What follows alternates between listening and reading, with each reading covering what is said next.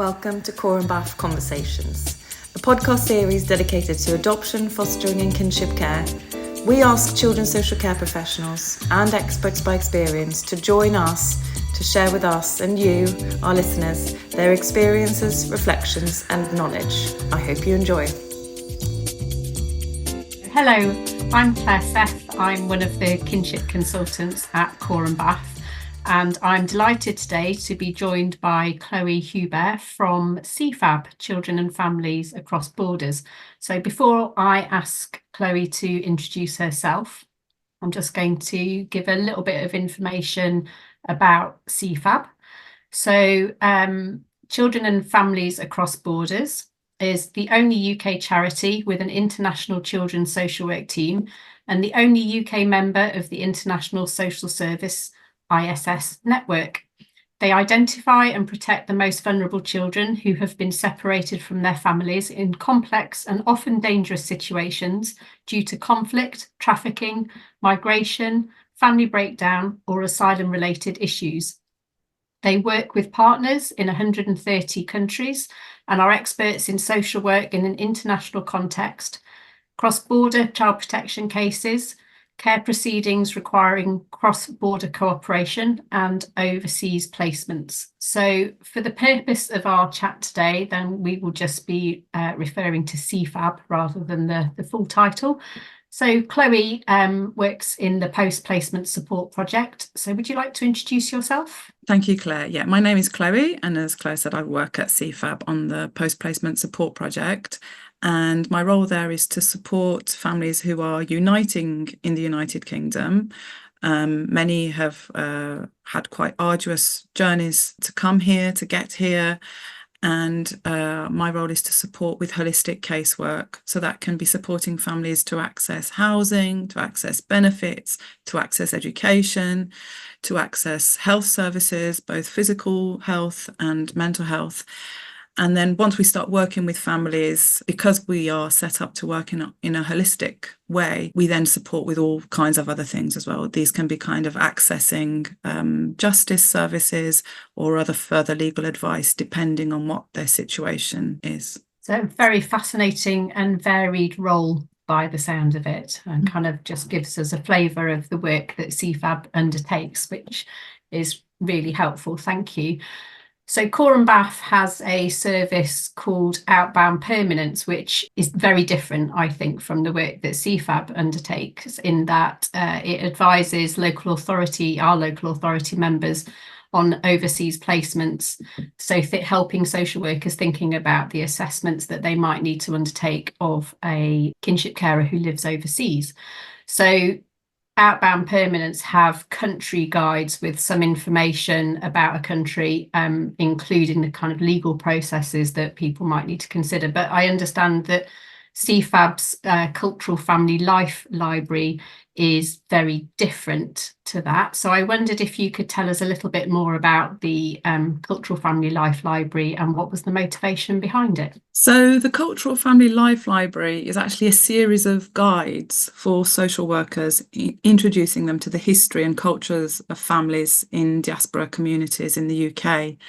And CFAB initiated this project because serious case reviews have highlighted that social work professionals sometimes require further support to work with families whose culture or religion is unfamiliar to them.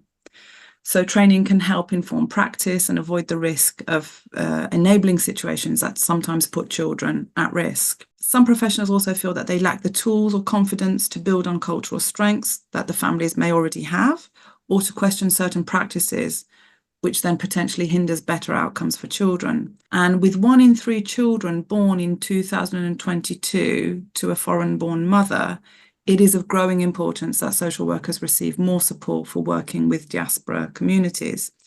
It's also important to emphasise that we are aware that these guides will not provide a complete overview. They're designed really as a starting point, and there will be many complexities and differences which they do not cover. My understanding is that the guides are written for Jamaica and Romania so far. That's correct, yes. Okay, thanks, Chloe. That's a really interesting starting point. So you have already touched on it a little bit, but could you just maybe expand a little bit more on why it is important for social workers to know about the history and culture of diaspora families, please? I think before I answer that question, I'll probably make 2 points. And the first point is that each and every family unit is unique. And so each and every family who is in diaspora will be unique as well. And the second point is that as well as having a shared or a collected kind of history with other diaspora families from a particular country or particular ethnicity, each family will also have its own experience of that shared history and will also have its own family history. And the same applies to culture. So a family may share a certain generic culture with other families from their country or their ethnicity, but they may also practice the cultural traditions differently, and they may not even practice them at all. And so each family will have its own individual family culture. And I think when we know something about the history and the culture, both the generic and the individual of the families that we're working with, that's when we can begin to co-create a rapport of trust with the families. At CFAB, on the post-placement support project, I work with my colleague who speaks Arabic and I speak Farsi, so we are already able to start communicating with families in their language. I also think that by wanting to know more about the family's history and culture, we're actually showing respectful curiosity. We're showing the family that they matter to us. We're showing them that we want to know about them. And little things, even if we don't speak the language of the family that we're working with, by showing an interest in their culture, by showing an interest in their language, by attending a home visit and maybe saying, hello, how are you, in their language, and maybe even getting it wrong, or, younger children will start laughing at us, but that kind of builds that rapport. And something else as well is that by knowing something of the family's history and culture, we can make sense of what the family is telling us directly and indirectly, and we can understand their responses and their behaviours. For example, a family who's been living in a refugee camp in another country, they may find it very difficult to settle here in their new accommodation in the UK. The children may not have been at school. They may have, only experienced sporadic education. And we may have to impress upon the family the importance and the legality of the children registering at school in the UK. So I think what I'm trying to say is that by knowing about the culture and the history of the family, we have a context for working with families, and we can build on the strengths and the resilience that they already have. Many of these families have experienced extended periods of separation from loved ones and friends. They've lived with a lot of uncertainty. Some of them have experienced years of war and food insecurity. So they've already survived this much and this far. And this says something about their spirit and their ability to adapt and to grow. And we'll only ever know about that if we actually take time not only to learn about their history and their culture, but also to take time to engage with them as people, as individuals. And if we do that, then we can work to improve outcomes for children. That's just so interesting to hear you describe it in that way, and to put the context of the experiences of the families that you work with. So thank you. And are there particular challenges that social workers might face when working with families from different cultures? Yeah, I think there are lots of challenges. I think one of the biggest ones is a lack of cultural literacy. To me, this looks like not knowing what things mean, not understanding the context, looking at a situation from a Western point of view, and therefore imposing our own values, our own views and biases on a situation. And one of the obvious points is the language barrier. Which may or may not exist. Some of our families come from English-speaking countries or speak English well. So, for example, that's let's say, for example, the social worker doesn't speak Amharic. That's an easily solved problem. We get an interpreter. But the greater challenge, I think, however, is actually understanding what is being said. What is the family trying to share indirectly and directly to us? And at CFAB, we aim to work from a person-focused and family-centred approach. And this means giving the family time and space to land, to adjust to life in the UK and to express themselves. And I'll just give you a little story, a little anecdote about this idea of imposing our own ideas and values on people. I was once working with a family originally from Somalia, and the young person told me a story about something that happened to him, and it has stayed with me, and I refer to it often, actually. And he described how one day he was in a meeting with his social worker and his mother. And the social worker was, telling him off, reprimanding him really. And then she said, look at me when I'm talking to you. And as he was looking at the social worker, behind him or next to him, his mother was telling him in Somali, to lower his gaze and not to have direct eye contact with the social worker, because it was a sign of disrespect for a young person to be looking into the eyes of someone who is in a position of authority and who is older than you. And this young person now, when he talks about that, he laughs about it. But I think it's a very good example of this young person being caught between the expectations of his mother, who wanted him to show respect to the social worker, and the social worker, imposing her own values on him.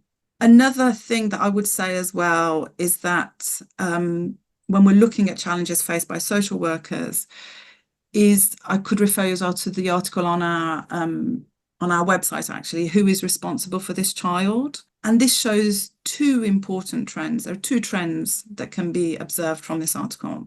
And that is that children from Black ethnic groups are overrepresented in care, and that nearly a third of social workers have reported witnessing racism directed towards families or service users by colleagues or by managers. And this is in a recent survey. So my question is there a correlation between Black children being overrepresented in care and there, being almost a third of social workers reporting racism being directed towards families or service users by colleagues and by managers? And at CFAB, we're also concerned that there isn't enough guidance or good practice available to social workers. And this was emphasised in our recent Freedom of Information request, in which we discovered that local authorities are recording the citizenship and nationalities of children in care interchangeably.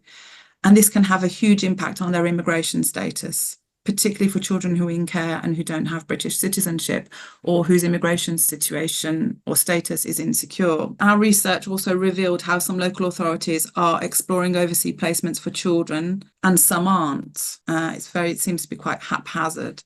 So in order to achieve a family-first approach as promoted by the Department for Education and Social Work England, social workers in all local authorities need to consider a child's culture, background and wider family connections. So I think that leads us beautifully onto the next question, really, is just thinking, is there anything more specific that you can say about how cultural training can help social workers improve outcomes for children? Because that's obviously the focus, isn't it, of all of the work, is considering whether there are overseas family members who could look after children or those needs that children have. Can you talk a little bit more about that? Yeah. Undergoing training can help social workers improve outcomes for children, but also we would advocate, and this is something that we do a lot on the post-placement support project, is spending time with the families that we work with as well. It means that as practitioners, we're starting to understand the context in which a family is living and operating, both by receiving training and also by actually spending time with those families. It means that we're not imposing our own values and assumptions, and we can begin to understand how other families work and function. And so we're working with the families as opposed to working against them. Receiving training and showing that natural curiosity also means that we can intervene earlier when we know that children are at risk of harm. And it's by understanding that cultural context and working holistically that we can improve outcomes for children. I was speaking with one of my colleagues actually, and we were talking about how storytelling is an important part of life story work within social work, for example. And trauma-informed practice also highlights the importance of storytelling for families. And the way we work at CFAB when we work with our families is through sharing a meal or a cup of coffee, gives space and time to listen to the stories and provides time for the social worker to use their active listening skills. And as we listen to family stories, we are validating and helping the family to construct and to make sense of their experiences. This is one practice that we've lost a lot in our Western task-based culture, but it's part of the everyday life in Middle Eastern culture. And this is how knowledge is shared. This is how people make sense of the world. This is even how children are provided with boundaries and how disagreements are resolved. So by listening to the stories and the narratives that the families are telling us, we can work to improve the outcomes for children. So as well as training, spending time with the families, but also by listening to what the families are telling us. we can work to ensure that children are kept safe.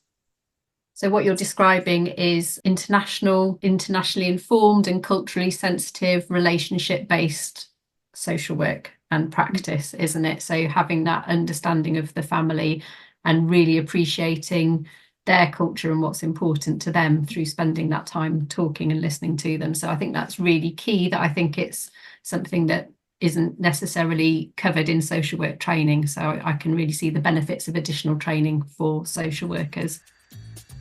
The Outbound Permanent Service is a specialist advice service for local authorities that are Core and BAF members and who are looking to place children in care with kinship carers living overseas. And it's the only one offering advice on all legal orders, including adoption. Visit coreandbaf.org.uk or email outbound@coreandbaf.org.uk for more advice or information.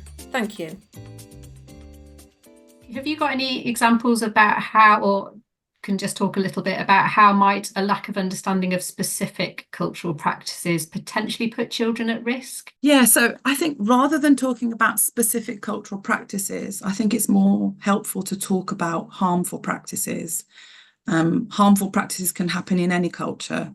So I would advocate that we need to move away from the idea that harmful practices such as female genital mutilation or forced marriage or domestic abuse are cultural practices, because I think if we label them as cultural, we're labeling cultures as good or as bad.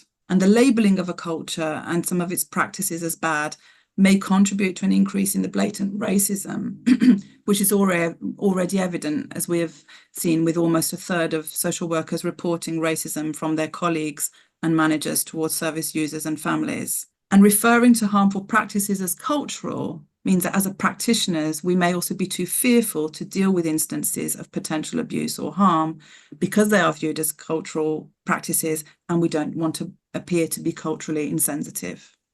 And my third point about this as well is that we risk offending people who belong to certain cultures and who do not engage in harmful practices such as FGM or domestic abuse or forced marriage. To give an example of that, just to kind of put it in some kind of context, I mean, it may or may not surprise you to know that domestic abuse only became a criminal act in the UK in 1976 under the Domestic Violence and Matrimonial Proceedings Act. Obviously, we've come a lot further since then. But even though domestic abuse is a criminal act, it still goes on in the UK across all backgrounds, across all socio-economic groups and religious affiliations. I don't think we would call domestic abuse in the UK a cultural practice. So I'm using this example to show you that harm and abuse can happen in any culture and in any country. And I think we should see domestic abuse, female genital mutilation, forced marriage as practices that are harmful and as methods of control and as abuses of power, just as is domestic abuse. And to give you another example of this, in a previous role, before I worked at CFAB, I was facilitating a workshop on forced marriage at a school. And one of the teachers there related how a 16-year-old student had approached him to say that she was scared to go on holiday that summer because she thought that her parents may be trying to force her into marriage. And the teacher said that he had not known what to do and had said in the end he did nothing because for him it was a cultural matter. And herein lies the danger, because if we label something as a cultural practice, then we may fear to talk about it and even to take action about it. And this girl never came back from her holiday. And that was, I was quite shocked. And the teacher himself was shocked, but hadn't known what to do or where to go for help. So by talking about harmful practices generically, we also recognise that there is a foundation of human rights that applies to all of us, regardless of our culture or which part of the world we may come from. So this means that no 16-year-old girl, regardless of her culture, should be forced into marriage. And so I think by operating from that basis, it is easier to have a conversation with families about harmful practice, such as forced marriage, rather than thinking we are offending someone's cultural practice. So I would say that it is important for social workers to receive training in harmful practices, such as forced marriage, faith-based abuse, or FGM, just as they receive training in child abuse. It should be standard training so that signs can be picked up quickly and children are not left in situations where their health and lives are at risk. Furthermore, practitioners need to listen to children and young people. So if a child or a young person informs us that their family members have made threats to kill them because they're refusing to marry the person that has been chosen for them, or they are bringing dishonor on their family, or their families and members are telling them that they are possessed by an evil spirit, then this needs to be taken seriously. And no one should ever be told to return back home when threats have been made against them. I would say again, that these threats must be taken seriously, and practitioners need to be aware of the signs and to have the confidence and the support to challenge, to self-reflect and to act and to intervene. And I think I would probably just refer to the case of Victoria Columbia, who was killed by her aunt and her aunt's partner in 2000, where there was speculation that race may have played a part in the lack of intervention. But as Jackie Smith, who was Home Secretary from 2007, said, there are no cultures that condone child abuse. And I think it's really important, that we remember this and that we come away from believing that, these harmful practices are cultural. And I'd also like to mention the case of Shafila Ahmad, who was aged 17 when she was murdered by her parents in a so-called honour killing in 2003 because she'd brought shame, in inverted commas, on her family. And also the case of Benaz Mahmoud, who was killed after Shafila Ahmad in 2006. And although she was 20 when she was killed by relatives, she had been forced into a marriage at the age of 17. And when she approached the police for support and protection shortly before her death, and she even gave them a list of the men who were going to kill her, the police did not take her request for help seriously, calling her manipulative and melodramatic. So at the same time, it's very important that I think balance is called for, but at the same time that training, I think, is so important for social workers so that they are able to pick up on the warning signs and then to intervene in cases when children are at risk of harm. Yeah. And you've given really powerful examples there. Thank you. And just really highlighting the fact that it's general training around harmful practices that is the key, and not labelling certain cultures as practicing in those harmful practices. But it's a much wider issue, and it comes down to, doesn't it, respectful curiosity and having the confidence and, like you say, the relationship with the families to ask the questions that you need to be able to ask without fear of offending somebody's cultural and their practices, because actually the safety is the child is paramount. Thank you. So are there any examples you can give of strengths from different cultures that social workers can use? Yeah. Some of the families that we work with come from cultures where there is a very high value on caring for the extended family and the group culture, including a corporate kind of parenting style and an extended family culture. And this is a strength because these provides resilience for refugee families in the context of war and separation and bereavement, allowing the family to adapt to the most traumatic of circumstances. And at CFAB, we're currently working with a number of families who are caring for a sibling, a niece or a nephew who has been orphaned as a result of war. And the adaptability of the family has meant that these children continue to be cared for within the family context, which is promoting their identity and cultural needs. And the family have powerfully advocated for them successfully to come to the UK to continue to be cared in the context of the extended family. And this extended family model is providing a support system to the children and young people throughout their whole life. We're also working with with families where children are being looked after by non-biological caregivers. So again, as a result of war, children were looked after by friends or distant relatives in the country of origin. And sometimes on arrival in the UK, the validity of these relationships are questioned without the desire of the young person being taken into account. And there have been cases when young people, not children so much, but young people around the ages of 14, 15, 16 have been taken into care, and wanting to stay with people who for them are, parents or aunties or uncles, although they may have no biological link with them, but for them, they are their parents. And I think one last thing I'd like to say as well on when we're talking about strengths, when we work at CFAB with our families on the post-placement support project, we do home visits. And so we recognise that when we enter the homes of our families, we're entering as guests. We'll take our shoes off, we'll dress appropriately, but we're also very aware of the importance of hospitality and time and space in many cultures.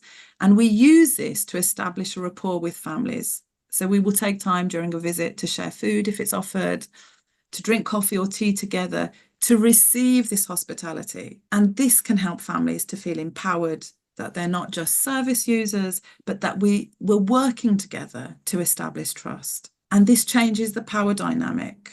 And the families then know that we are working together to improve the family circumstances and to improve their outcomes. And it's often during these times that there are often opportunities to hear the stories, and we use this time to listen to families. And by listening to families, you can have a much greater understanding of their needs and the support that they require and the needs of the children that you're helping to protect. So, as we said right at the start of our chat, CFAB works with 130 different countries, and at the moment there are 2 cultural family life library guides that have been produced for Jamaica and Romania. Are there plans in the pipeline for any further guides? There are indeed. So Nigeria and Pakistan guides should be released in the autumn. We're currently in the drafting process. And if anyone from the communities or anybody would like to contribute to these guides, then we would really love to hear from you. And in addition, we are also hoping to start work on a guide on Poland. So that would be after Pakistan and Nigeria, it will be Poland. Excellent. Thank you so much, Chloe, for your reflections and insight today. It's been really fascinating to hear you talking about the work that you undertake, and we very much look forward to reading the new guides when they come out in the autumn. Thank you. Thank you for having me. Thank you very much. Sign up to receive our regular newsletters and keep up to date with the latest news, publications, training, events and job vacancies. Visit corambath.org.uk/stay informed for more info.